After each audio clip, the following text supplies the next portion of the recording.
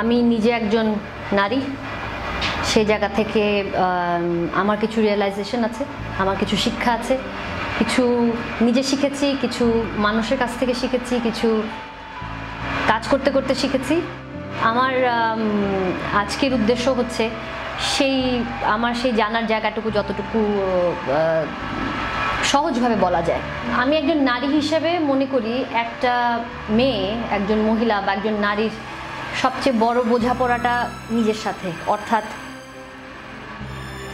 সে কে, তার পরিচয় কি এবং সে কি পরিচয়ে তার এই জীবনটাকে অতিবাহিত করতে চায়। অর্থাৎ বিভিন্ন সময়ে বিভিন্ন পরিচয়ে তার সাথে অ্যাড হয় বা তার বিভিন্ন রোলে বা বিভিন্ন রূপে তাকে আসতে হয়, এবং সেটা সামাজিক, পারিবারিক, নিজস্ব কারণে সব কিছু মিলিয়েই হয়।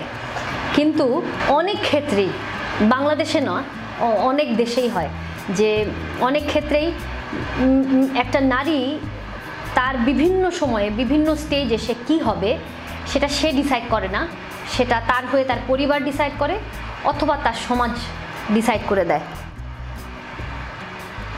কোনোটাই খারাপ নয়, কোনোটাই ভুল নয়, বাট আমার মনে হয় আমরা এখন যে সমাজে এসেছি বা যে সময়ে এসে পৌঁছেছি, যেখানে আমরা পড়াশোনা করি, যেখানে আমাদের মনের স্বপ্নকে সামনে প্রেজেন্ট করার মতো আত্মসম্মান, শিক্ষা অথবা সুযোগ আছে, সেই সময়ে আমরা আমাদের নানি দাদির টাইমের মতো আচরণ না করাই হয়তো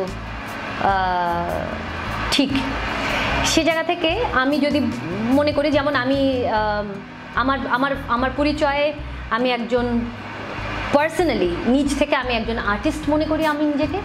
আমি একজন উদ্যোক্তা, আমার বেশ কিছু প্রতিষ্ঠান আছে, আমি সামাজিক উদ্যোক্তা, টেকনোলজি উদ্যোক্তা, এবং একই সাথে আমার একটা সামাজিক রোল আছে, আমি এক ধরনের ক্যাম্পেইনিং রোলেও থাকি। সো এগুলো হচ্ছে এগুলো শুধু কাজের জায়গা নয়, এগুলো আমার পার্সোনালিটি, আমার নিজের শখ, নিজের স্বপ্ন এবং আমার নিজের পরিচয়ের অংশ।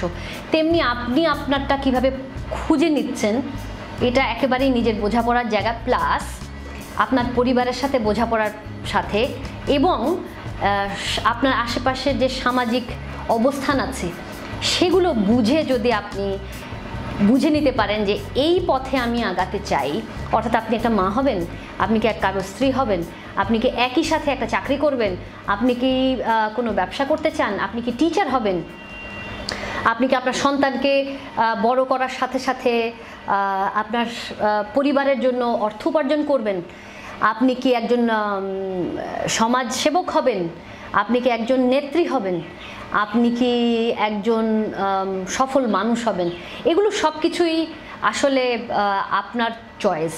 তো আমার পয়েন্টটা হচ্ছে আপনি জীবনে যাই হবেন সেটা যেন আপনার চয়েস হয়, যাতে দিন শেষে মরার আগে অ্যাটলিস্ট, মৃত্যুর আগে যাতে অ্যাটলিস্ট বলতে পারেন যে আমি আমার জীবনটাকে যথেষ্ট ভালোভাবে জীবনযাপন করতে পেরেছি।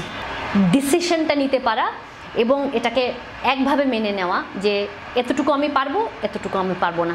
আমার অনেক বন্ধু বান্ধবের সাথে পরিচয়, অনেক মেয়েদের সাথে পরিচয় হয় যারা অনেকটা সময় অনেক ফ্রাস্ট্রেটেড জীবনযাপন করে, যে আমি যেভাবে চলছি, আমি যে সময়ে আছি, আমার ট্যালেন্ট অথবা আমার মেধা কোনোভাবে ব্যবহার হচ্ছে না, আমি এটা করতে চেয়েছি, আমাকে করতে দেওয়া হচ্ছে না, আমার পরিবার দিচ্ছে না, আমার হাজব্যান্ড দিচ্ছে না, আমার বাবা দিচ্ছে না, বা আমার সমাজ আমাকে সেই জায়গায় আগাতে দিচ্ছে না। এই যুদ্ধটা আমার মায়ের সময়ও ছিল, আমার নানির সময়ও ছিল, আমার বড় আম্মার সময় ছিল, বা আমার সন্তানের সময়ও হবে। একটা সময় এক ধরনের এই ধরনের যুদ্ধ থাকে, কিন্তু তার মানে আমি তো ওখান থেকে বেরিয়েছি, আমি তো কিছু করতে পারছি, আমার মায়ের থেকে কিছুটা আগাতে পেরেছি। পয়েন্ট ইজ, আপনি কেমন করে আপনার সেই শখটাকে বা সেই স্বপ্নটাকে অথবা সেই ইচ্ছাটাকে কতটুকু পর্যন্ত মর্যাদা দিবেন এবং কতটুকু মেনে নেবেন। এবং এটাও আমি বলবো, এই সময়ের মেয়েদের একটা প্রবলেম, সব কিছু একসাথে চায়। সো চাওয়া ভালো, কিন্তু আমার মনে হয় প্র্যাকটিক্যালি ভাবি আমরা একটু, যে ইভেন যাকে আপনি পর্দার মধ্যে দেখতে পাচ্ছেন অথবা সোশ্যাল মিডিয়াতে বা ফেসবুকে দেখতে পাচ্ছেন, আপনার মনে হচ্ছে ও মাই গড, এই নারী, এই মানুষটি খুবই সুখী, খুবই সফল, তার আপনি একটা পার্টি দেখছেন, তাকেও অনেক কিছু স্যাক্রিফাইস করতে হয়। সো সেটা হিলারি ক্লিন্টন হোক, সেটা আমাদের প্রধানমন্ত্রী হোক, সেটা আমাদের খুবই সফল কোনো নারী উদ্যোক্তা হোক, বা সে খুবই সফল একজন শিল্পী হোক, প্রত্যেকের জীবনের বাইরে যেটা আপনি সফলতার জায়গা দেখছেন তার বাইরেও কিছু স্যাক্রিফাইস, অনেক কষ্ট এবং অনেক কিছু না পারার বেদনার ভেতর দিয়েই তার চলতে হয়।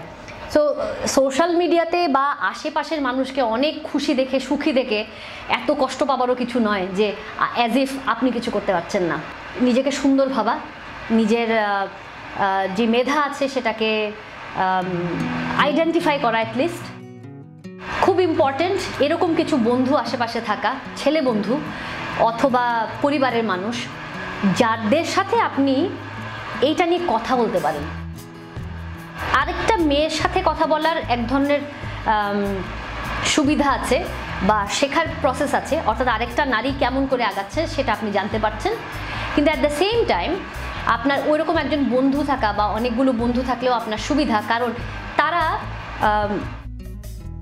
অনেক কিছু করতে পারেন যেটা আপনাকে সাপোর্ট করার জায়গাতে হয়তো এক ধরনের একটা সহজ উপায় বের করে দিতে পারেন। অথবা লেটস আপনি কোথাও যেতে পারছেন না, কেননা আপনি নারী, আপনার সিকিউরিটি একটা প্রবলেম, সেক্ষেত্রে এরকম একটা বন্ধু বা সেরকম আপনার ভাই অথবা আপনার বাবা, যার সাথে আপনার সহজ সম্পর্ক যদি থাকে, তারা আপনাকে সেই জায়গায় নিতে পারবে। অনেক সময় মেয়েরা বলে আমি কি যথেষ্ট স্বাধীন নই যে আমি সেই জায়গায় যেতে পারবো না। পয়েন্ট হচ্ছে আপনি যুদ্ধটা কার সাথে করবেন। আপনি কি যুদ্ধ করতে করতেই আপনার অর্ধেক এনার্জি নষ্ট করে ফেলবেন, নাকি এটা মেনে নেবেন যে ঠিক আছে সময় আপাতত হচ্ছে না, বরঞ্চ আমি কাজে মন দিয়ে যুদ্ধটা ওখানে করি। সো এই পয়েন্টটা আমি অনেক মেয়েদেরকেই বলি, অনেক নারী সংগঠন থেকে শুরু করে অনেক প্ল্যাটফর্মে বলেছি যে একটা মেয়ের যুদ্ধ দুই জায়গায়, একটা তার পরিবারের বা সমাজের ভেতরে, আরেকটা হচ্ছে সে যে কাজটা করে সেই কার্যক্ষেত্রে। অর্থাৎ আপনি যদি এখন টিচার হন, স্কুলে আপনার পড়ানোর একটা যুদ্ধ আছে, প্রত্যেক দিনের যুদ্ধ, আপনার সেই বাসা থেকে স্কুল পর্যন্ত যাওয়া, বাচ্চাদেরকে পড়ানো, ফেরত আসা, খাতা দেখা, এক্সাম, এগুলো সবই কাজ এবং একই সাথে যুদ্ধ, কারণ আপনি চান যে বাচ্চাগুলো খুব ভালোভাবে বড় হোক। আবার আপনার বাসায় আপনি একজন মা বা আপনি কারো বোন, তো বা কারো মেয়ে, তো সেখানেও এক ধরনের কিছু রোল আছে, সেখানেও এক ধরনের একটা যুদ্ধ আছে। সো আমাদের এনার্জি অনেকখানি এইসব জায়গায় চলে যায় সামাল দিতে দিতেই। যতখানি প্রবলেম কম থাকবে, অর্থাৎ পার্সোনাল লাইফে প্রবলেম কম থাকবে, ততখানি এনার্জি আপনি আপনার কাজে অথবা আপনার স্বপ্নে দিতে পারবেন। সো যুদ্ধটা কোথায় করবেন সেটা বুঝে করেন। আমাদেরকে আশা করা হয় এখন, ভাগ্যিস যে আমরা 50 বছর আগে জন্মাইনি, যখন ধরাই হতো যে আসলে মেয়েদের পক্ষে আর্থিকভাবে পরিবারকে সাহায্য করার কোনো জায়গাই ছিল না, কোনো রোলই ছিল না। তখন সন্তান, পরিবার বা সামাজিক কিছু রোল ছিল অবশ্যই, সেগুলো দ্বারাই একটা নারীর পরিচয় অনেক বেশি ডিফাইন করা হতো। তো এখন যেহেতু আপনি এডুকেটেড, আপনি কাজ করতে পারেন, তো সমাজ মনে করছে যে আপনি একই সাথে অর্থ উপার্জনও করতে পারেন। তো সেখানে এসে যায় আপনি কি করবেন, কিভাবে অর্থ উপার্জন করবেন। আপনি কি ব্যাংকে চাকরি করবেন, আপনি কি একটা টেলিকম অপারেটর হবেন, আপনি কি কল সেন্টারে কাজ করবেন, আপনি কি একজন ডিজাইনার হবেন, আপনি কি একজন ব্যবসায়ী হবেন। সো প্রত্যেকটার সাথেই আবার সেই টাইপের কাজের চ্যালেঞ্জেস আছে। মেয়েদের ক্ষেত্রে আমি মনে করি পারিবারিক যদি কোনো ব্যবসা থেকে থাকে বা কোনো এক ধরনের কাজের ধরন থেকে থাকে, সেই ধরনে কাজ করা খুব প্রথম দিকে সহজ। তো প্রথম দিকে শুরু করার ক্ষেত্রে আমার মতে সেই পথটা নেওয়া একটু সহজ, কারণ কাজটা শিখতে তারপরে ডিসাইড করা যায় যে এবার আমি কি অন্য পথে কি যাব না। এবং পরিবার যেটাতে দেখে অভ্যস্ত সেটাতে যদি মেয়েটা কাজ করে, পরিবারের সাপোর্টটাও খুব তাড়াতাড়ি পাওয়া যায়।